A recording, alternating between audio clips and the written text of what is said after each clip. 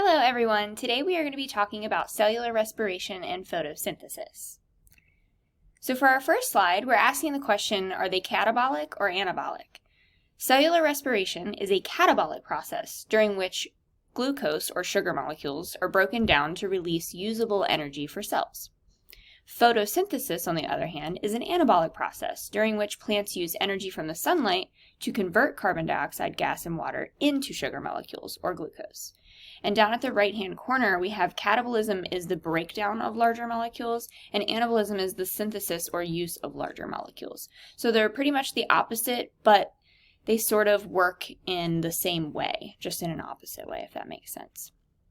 So for their reactants and products, basically the two processes, like I said, are the complete opposite of each other. One process, photosynthesis, consumes the larger molecules to convert to energy, and the other, cellular respiration, breaks down these larger molecules. The reactants and products are the opposite. So photosynthesis converts carbon dioxide and water into oxygen and glucose, and cellular respiration converts oxygen and glucose into carbon dioxide and water. Each product is the other's reaction, which is really cool. So can one occur without the other? Without photosynthesis, cellular respiration cannot occur, and here's why.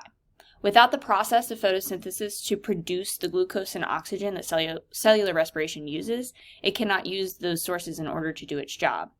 So without cellular respiration, there would be no carbon dioxide for photosynthesis to use. They are dependent upon each other to produce what the other needs. And down here at the bottom, I have a little bit of a picture to show you, like a visual, to show you just how they work off of each other. And I think that's pretty cool because cellular respiration can't happen without photosynthesis, and photosynthesis can't happen without cellular respiration. So they are essential to each other for what they produce because the other uses what the other produces. And that is it. Thank you so much.